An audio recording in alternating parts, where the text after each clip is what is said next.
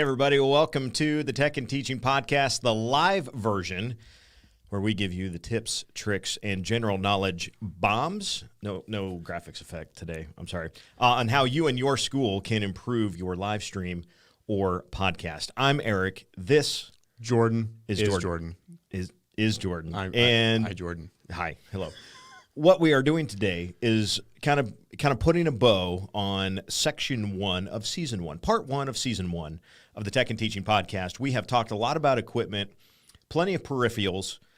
Cameras, I guess, got pretty nitty gritty, but we've kind of talked about some of the extra stuff. So we want to kind of put a bow on that. We've got a few questions that we've been asking for, and we got some great submissions. So we're going to answer some questions based on previous episodes. So not necessarily groundbreaking new stuff today, but we are going to share some a little bit deeper thoughts on a few topics.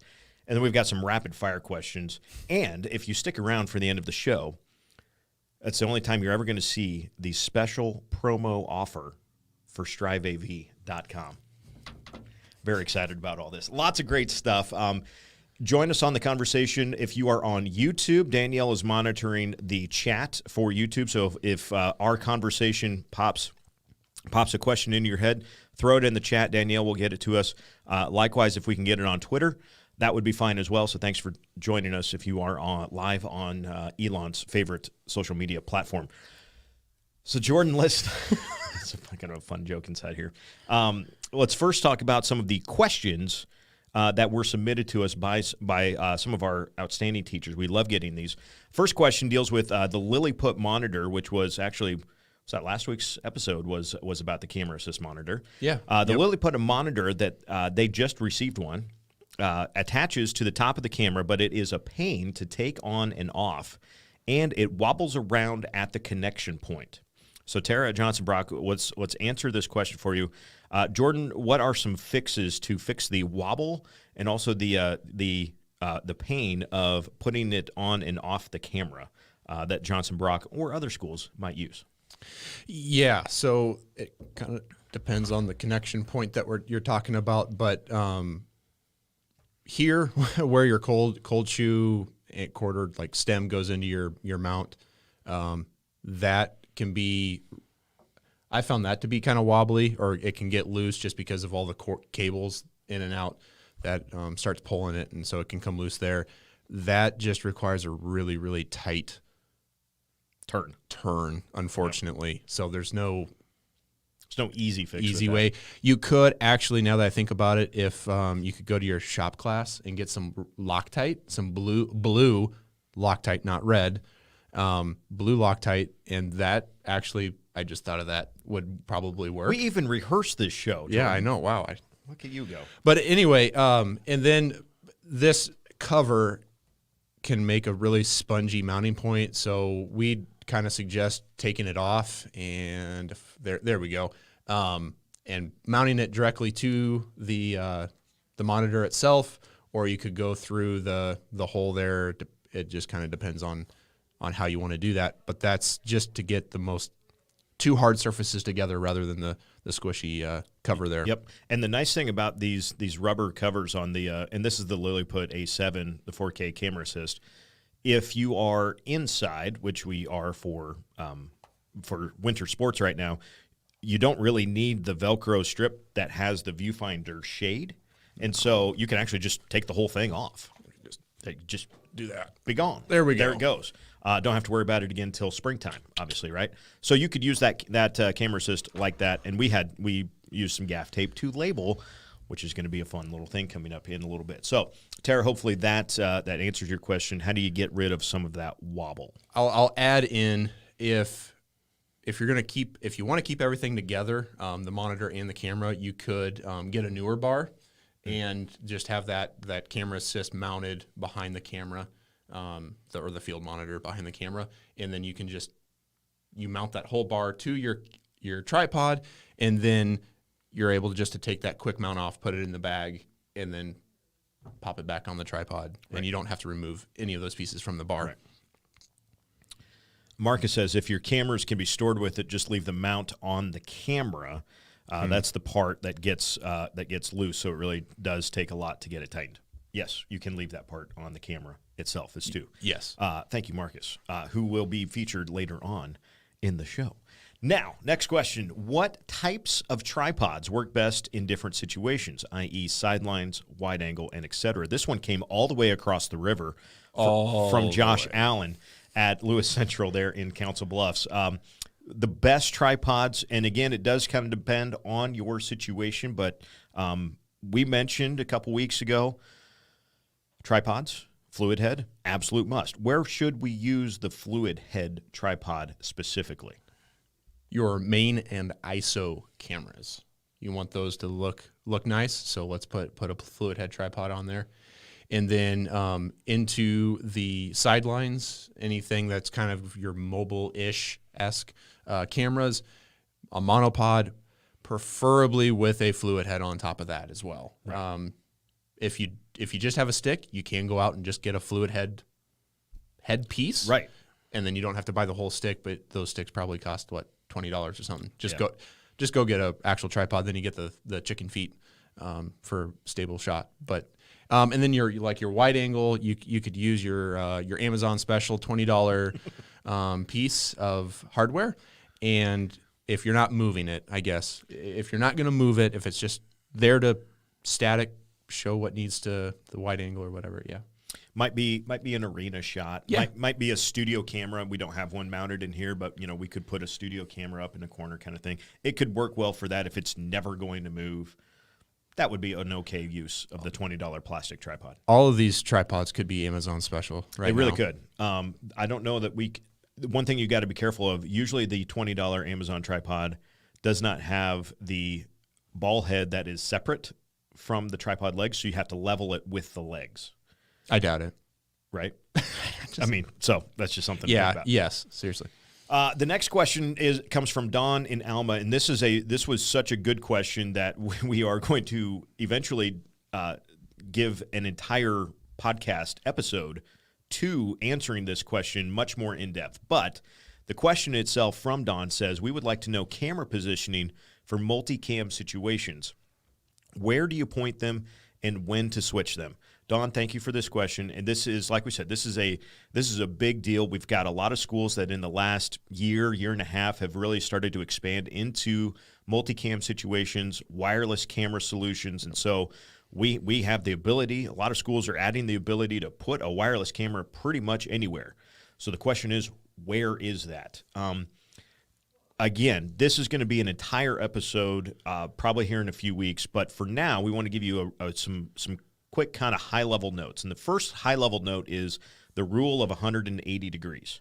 And this was actually an education resource that we put out in the fall, and I think I even did an original Tech and Teaching before we did it as the podcast and the show and everything. But the 180-degree rule is if you drew an imaginary line down the middle of your playing surface, so we're in winter, so let's talk basketball for right now, but if you went hoop to hoop, and you drew a dotted line down the middle of your basketball court that went hoop to hoop, right down the middle of the rim, whatever side your main camera is on, you would want your secondary camera to not cross that middle point, that midpoint, that 180-degree point of the gym. The reason for that is you don't want your camera, your second camera, pointing back towards your first camera, because what that does is it changes the perspective of your viewer. And if your viewer's perspective goes from, hey, my team has been going this way the whole time, and then all of a sudden you show them a camera angle and they are now going this way, it literally takes the brain a second or two to reorient itself, even though you're watching the stream. It's very exhausting to watch, actually. Yeah. You have to, brain capacity. Yeah, you literally are putting it on your viewers to have the mental capacity to understand, oh, they're going to this shot, and now it's at this hoop, even though it looked like they were going to that hoop before. So what you want to do is this doesn't matter. We have a graphic that we're going to show actually here that we got from ESPN3.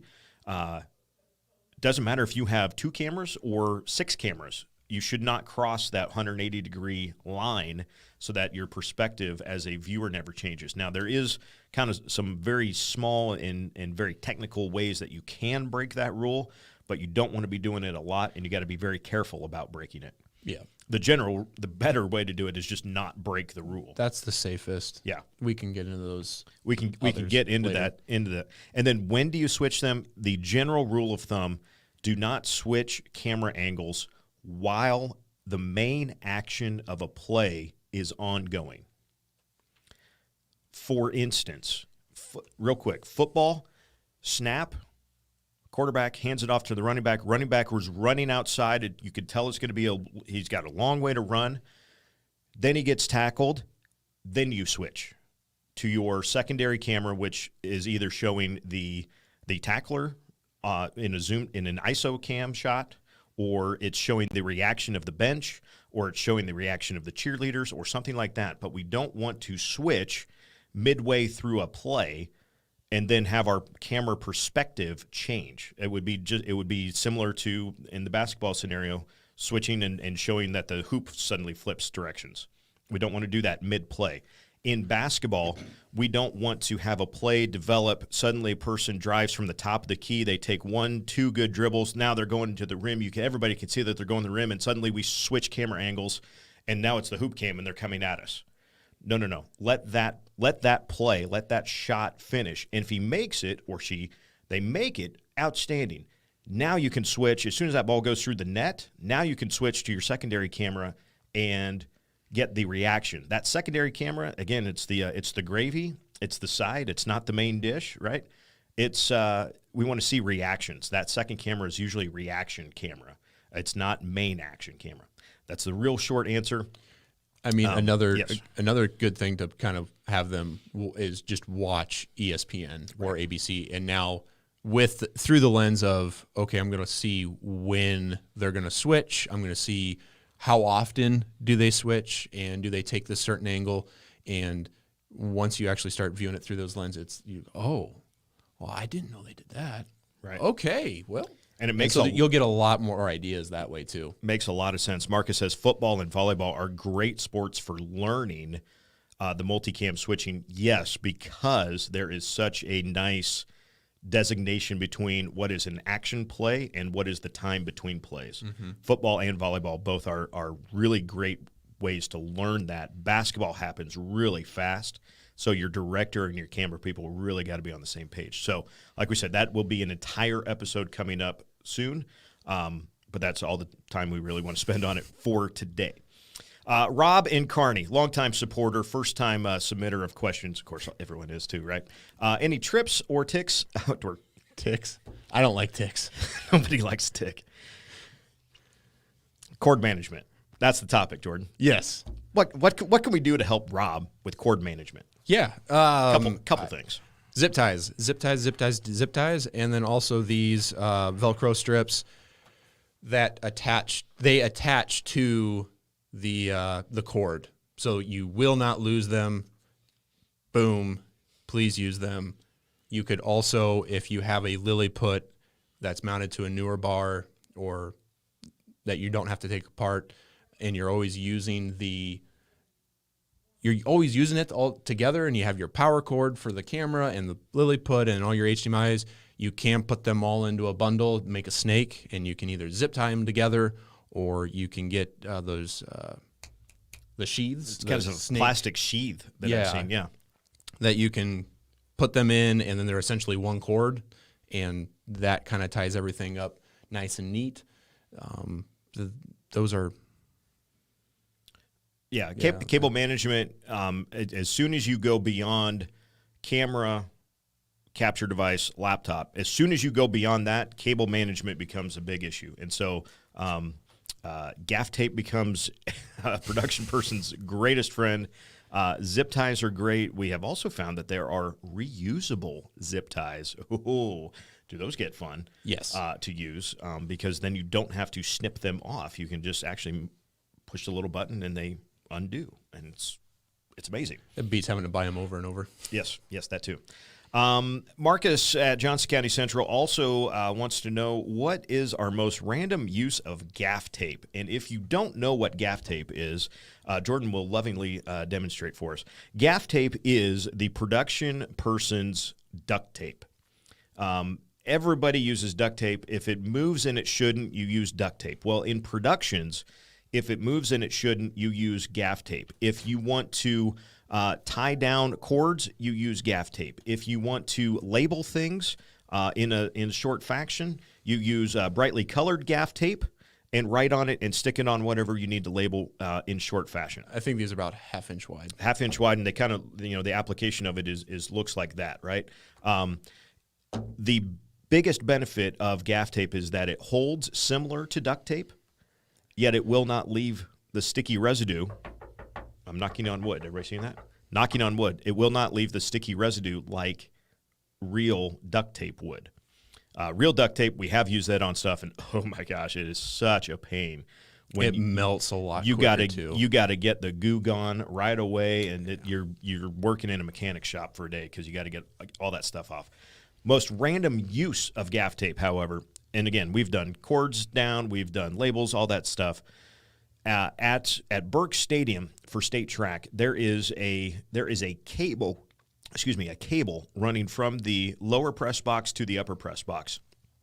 On that cable is where Burke has run their Ethernet lines. So that is how the secondary press box gets Ethernet to a switch, is they strung a wire cable and then they attached their own cable. Well, we saw that and we were like, well, we need to go from the lower press box to the upper press box with another type of our cable, but we don't really have a way to attach it, and we certainly can't be the only other cable, the only other cord on this cable. So we had to create a suspension off of the wire to our cable. So our cable is hanging down about here. Here's the main wire. Here's our cable, and it's duct tape about every 4 or 5 feet just to make sure, because it was cold, it was windy, it was state track, it was rainy. Why didn't we just use zip ties? We didn't have them at the time. Have we not learned? Yes, we have learned from stuff over the years. But did we have to use gaff tape? At the time, we did. That's all we had, I guess. Yes. So most random use of gaff tape to suspend a cable, I don't know, probably 70 feet across that span. Yeah. Or more. Yep. Yeah, it was quite a bit. And one more from Rob here. When streaming, specifically with a multicam setup, do you find it best to use color and white balance on camera level, or should you do it through the switcher? Many times light is different courtside compared to higher up. So what Rob is talking about is before any multicam setup, one of your steps in that process should be all of your cameras on in their broadcasting environment. So if you've got a field camera or a sideline camera or a baseline camera, and you've got 2 cameras up top, or you've got a slash cam, all of those cameras are on. And I think the way that you want to do it, the way you should do it, is you should be looking at your multicam switcher. Your director should be looking at, and you have the communication piece to our floor camera to say, hey, we need to open up your exposure, or we need to talk to camera 2 that's up top. Hey, your white balance is a little warm. We need to cool it down. Whatever that is. That communication piece is a massive, massive piece, and setting the white balance, I think you really do got to set all of that with the camera in the environment it's going to shoot in. I'd concur. Fantastic. I said something that Jordan agrees with. That's great. Well, I don't argue with you that much. Not that much. Argue. Professionally disagree. We can go with that. Okay, that works. All right, we're going to take a real quick commercial break, and we're going to come right back. We've got some rapid-fire questions and a special Strive AV giveaway. Stay with us on the Tech and Teaching Podcast, live. When students choose Midland University, they become a part of something bigger than themselves. Midland University sees the talented students at Strive schools as fitting for Midland's programs. That is why Midland University is offering 25 renewable Strive scholarships, totaling $92,000. New this year, students also have the opportunity to earn college credit for their participation in Strive. To learn more, head to midlandu.edu/strive. Back here for the Tech and Teaching Podcast live. I'm Eric. That's Jordan. We're going rapid fire, Jordan. Same types of questions, but a little quicker maybe on the response, because heaven knows you and I could ramble for a long time. I mean, it took us like an hour and 45 minutes to practice this 15-minute show. That was more on me than anything, though. That's why, to be honest, that's why we're going rapid fire. Here we go. All right. If a teacher has a limited budget, they've already got the basics. They've got the camera, they've got the capture, they've got the cords, they've got the laptop. All of that's good. But really the budget is kind of limited. What is the next piece of peripheral that they should buy and why? Zoom controller, hands down. That is going to be, you're going to get the most bang for your buck there, and everything else that we add isn't going to contribute to the broadcast as much. I mean, the next would be the Lilliput. The camera assist. The camera assist, but that's not going to actually make anything better. It's just going to make it easier. It's a more of a luxury item. So the Zoom controller, get your hand off the top of the camcorder so that you can get those zooms in and out really nice. That's what I would go with. Zoom controller. Excellent. Some tips for extending your cord life. You've talked about this a little bit already, but lofty, was that the word? Yeah, Loopy. lofty loops. Lofty loops. Lofty Yes. loops. Yes. And you have a poor example from yours truly over there too. Yeah. Well, you and I don't like it when we have a kink in our neck. No. So why would a cable like it when there's a kink in? So avoid Cables have feelings too. Avoid 90-degree or strong or sharp turns. There we go. There you go. There's really small wires in here. Over time, they will die. They will break. Right? That too, yeah. I mean, all the yes, bad things will happen over time. Okay, sorry. but here's a poor example. This is like an owl pellet, kind of. What? This is awful. So especially on these, I just had it today. I got an order for one of these because the small little 12-volt wire coming out of here broke off, and it does not work anymore. Mm-hmm. So I would condemn this because, I mean, it's just all tight. What are you doing around here? Come on. Producer trying to be part of the show, isn't he? Good grief. Anyway, I have another tip for extending your cord life, and it's actually not about extending your cord life. It's about extending your equipment life. Far too many times in 8 years at Strive have I gone to a school, seen their setup, seen how they're transporting some of their stuff, and cringed over the fact that thrown into the back of the backpack was the mini recorder with the Thunderbolt cable still plugged in. Please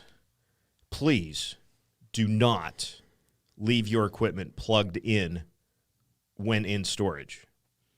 Do not leave any cord plugged into anything. Unplug the power and the HDMI from your Lilliput.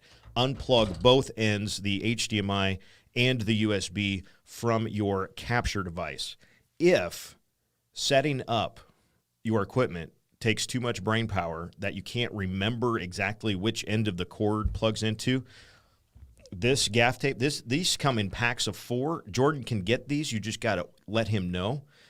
Label your stuff so you know. Take a picture, make a diagram, put it in the backpack, but unplug everything.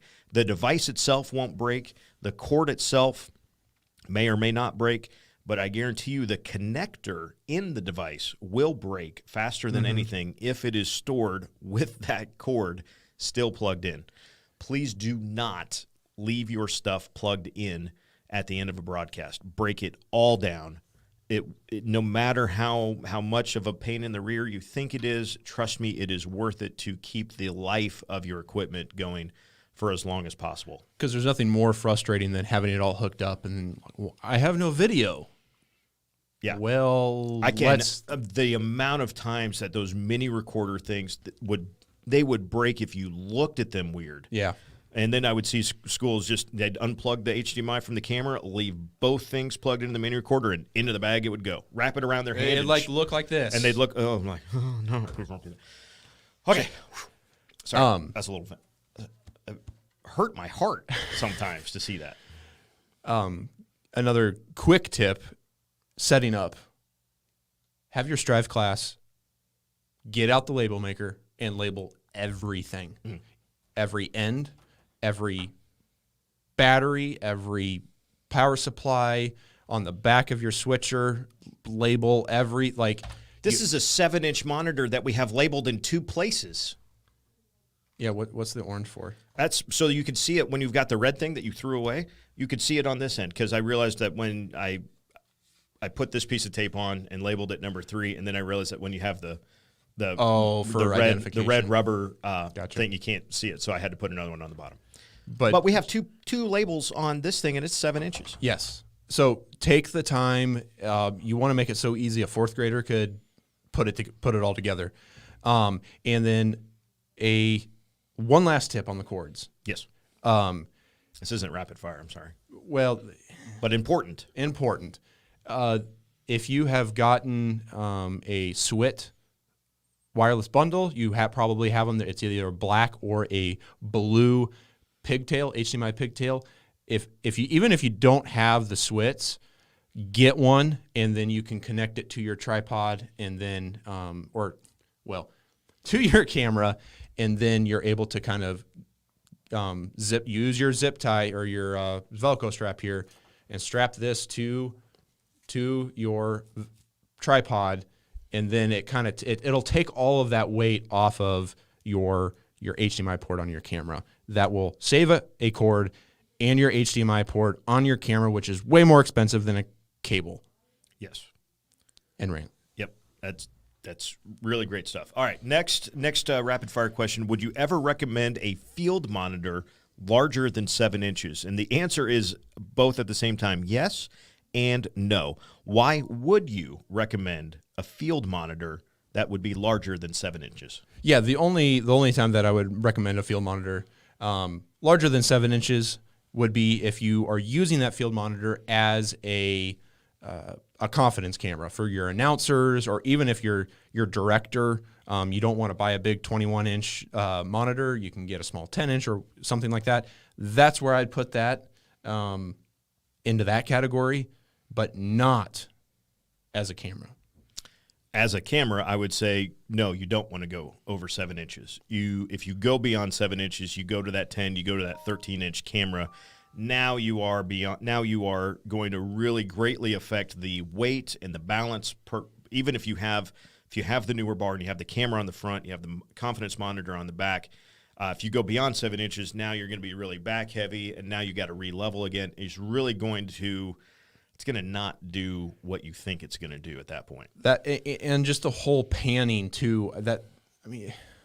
Depending on how it's mounted, it might just sit there and wobble, and right. No one wants to operate with a wobbly screen. Right. So would we go beyond 7 inches? Yes and no.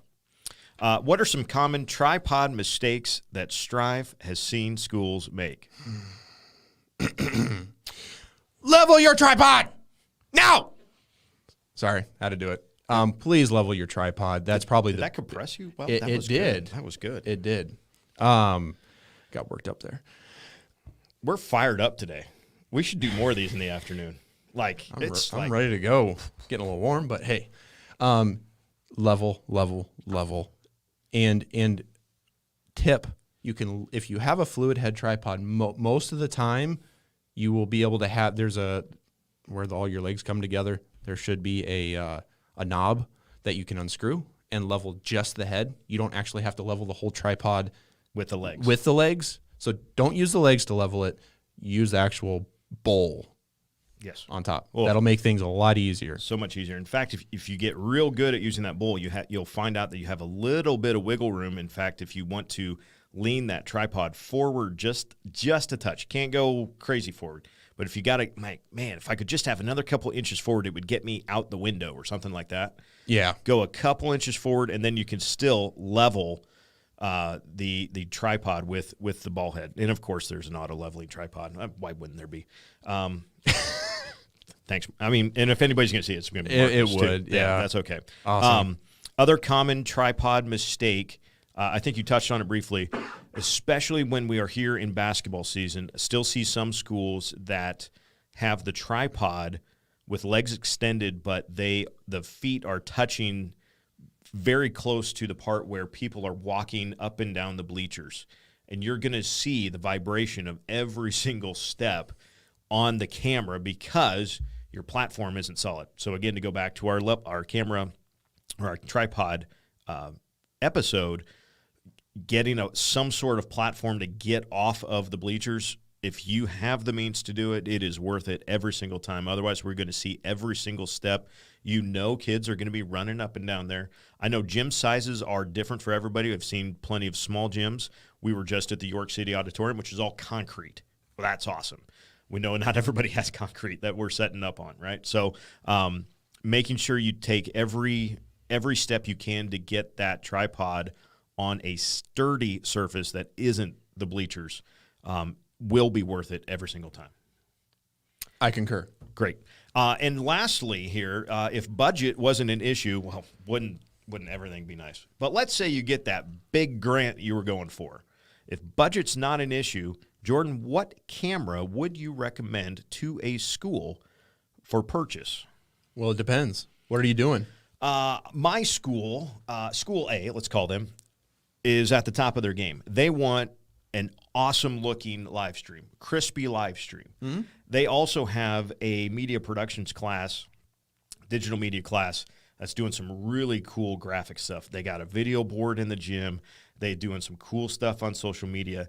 They need a camera. They've got some funds, but they can't go completely overboard and get like a red cinema camera. But we need a really good camera that can live stream and do content creation. Yeah, I would totally gear them towards the Canon, the XF605, and JVC, Panasonic, Sony. They all have their own cameras in that area, and so I would just kind of look at in that area those more of a professional camcorder. Rough price point.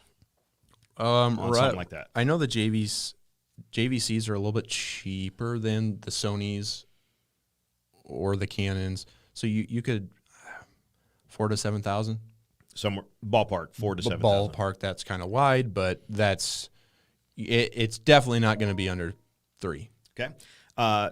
School B wants a really solid looking live stream. We even have a switch, so we might need 2 cameras. We don't really have the digital media class that's making a lot of content. Maybe dabble, but it's definitely not a focus. But we want really solid live streaming cameras. XA60.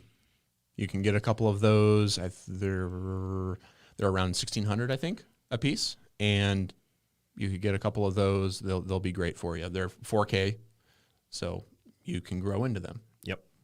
And School C, we have got a nice live streaming setup. We even have multiple cameras, and they're kind of all matched up the same. So we feel like we're pretty good on the live streaming side. But we are stepping into the content creation. I've even got one kid that is like really, really good. Like this is what they're going to go do. What's kind of the entry for the content creation, and what's that next step up, that kind of top level for the content creation? Yeah, I would steer them as entry level. I mean, there's people that beat them up, but the Rebel series, it's a good. If junior hires are like, all right, we got a high school class. Let's get okay. Okay. Sorry. Well, hey there. Canon 90D. It's 4K. You can get the body and a lens for around the $1,600 mark, I believe. Price is subject to change. And then if you kind of want to go a step up, then you can go to an R6 Canon, Canon R6. Yeah. Yep. And we say Canon stuff because that's what we know. But if your school does Nikon, Sony, anything else, then go for it. See what the equivalents are of those Canon pieces. But that is what we're in the Canon universe. But so. Yeah, that's where a lot of our knowledge and our use has come from. Yeah. This is a good time to plug Strive AV because a school does not need to feel like they are left out on their own to try to figure out what they need for cameras. Like, we would love to entertain the ideas. What are you looking for? We kind of gave you probably the 3 most common scenarios that we've come up with, that we've come across. So there's the quick camera recommendations, but everyone's going to be a little different. So let us know what you're trying to get out of your cameras, and that will help us help you get the right camera for what it is that you're doing. Speaking of helping us help you, we can help you in another way. Yeah, we Jordan, can. We've got a special, and I'm sorry, it's not a giveaway. It's not a Strive AV giveaway. It's a Strive AV offering. Savings. Offering savings. If you go right now to striveav.com, you find the correct item that you need, or even if you don't find the specific item that you need, but you know that you have heard about us talking about a specific item, email order at striveav.com. Order at striveav.com. Do we have that on the screen? Who's that? A voice. Order at striveav.com. This week only. Mm-hmm.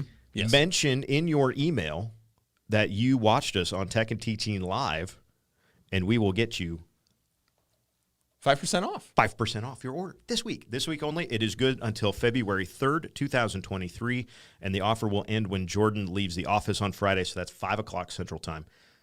Good only this week, no matter when you see this video, but if you put in the promo code TNT Live, you got to come to me. You got to come to me. Order at striveav.com. Don't go to anybody else. Just go to Jordan. Order at striveav.com. Goes to Jordan. Yep.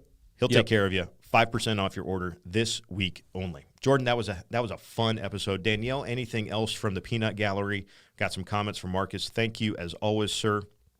Hoosier, our producer today.